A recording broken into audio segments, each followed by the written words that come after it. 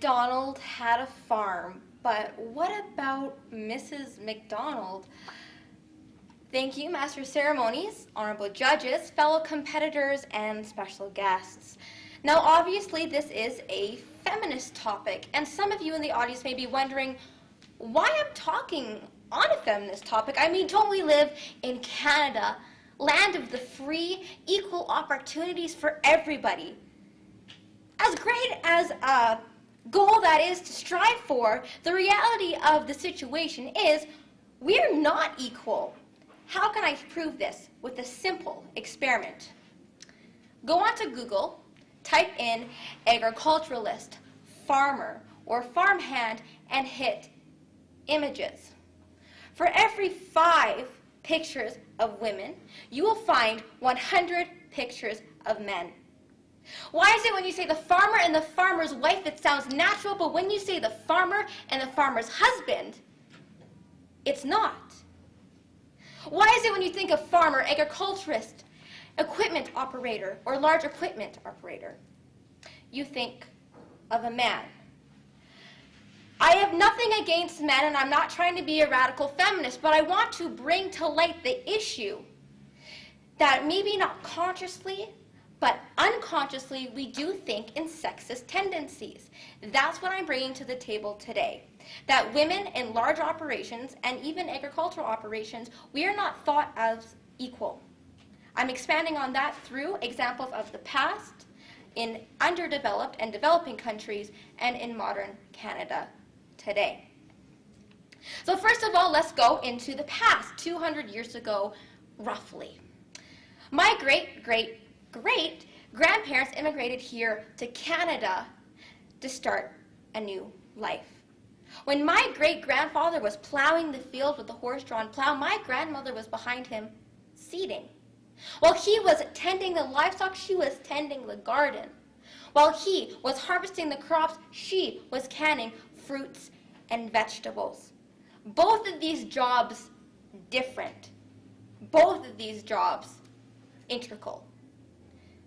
Looking in underdeveloped countries, say Africa, according to the World Farmers Organization, 80% of agricultural production is produced by rural farms. And the funny thing about rural farms is that most of them are manned by women. That means in these developing countries, agriculture is largely attributed to women.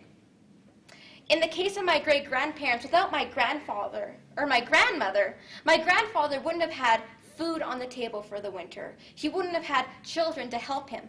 And the fact is, without my grandmother, he would not have been able to have a large-scale operation because he wouldn't have been able to have the help. In countries like Africa, without women contributing to the overall rural agricultural economy, it wouldn't be a developing country.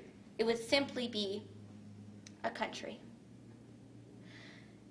The 2 common things with these examples are that women are integral and important and yet undervalued. In Africa, women cannot own, sell, or buy their own land. Back in those days, women couldn't even vote and couldn't have their own house without a husband supporting them with his money. But yet, they contribute so much. Now we take a step forward back into modern Canadian culture. And I'm not going to lie, things are getting better for women. We're seen as equals. I'm here talking to you right now about a feminist issue. However, if you look at the statistics, according to Statistics Canada in 2006, only 28% of farm operators are women. Why? Why are women only 28% of operators when you don't need the raw strength given by testosterone to a man? Men are no more capable and able to do work than a woman is in the 21st century. Why are there only 28%? I can tell you why. There's still sexism in the industry. Now, I can't give you a specific agricultural, personal example, but I can give you an example that I have been told about. So I work in a restaurant trying to make money for my college degrees.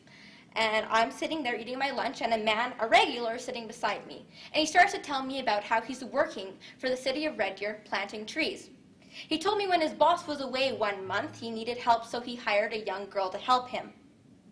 When his boss came back from vacation, and trust me, I'm not making this up, when his boss came back from vacation, he fired her for the sole reason that she was a woman.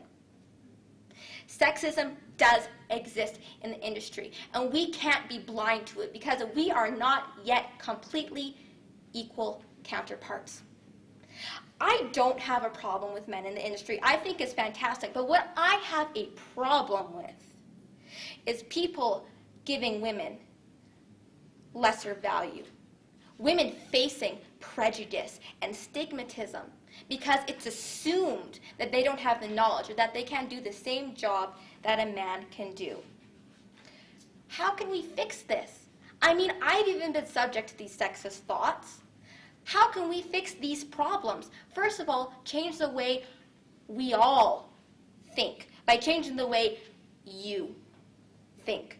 Society is nothing but a bunch of individuals coming together, creating a whole. So if you fix what's in your head, if you think, hey, you know, an operator isn't just a man, it could be either or, just in your head consciously make an effort to think about that, it'll change the way you act and change the way you think. Secondly, events like today, bringing young women and young men together, expanding on their ideas, creating youth leaders, that's what's really going to make a difference. Old MacDonald had a farm, and so did Mrs. MacDonald.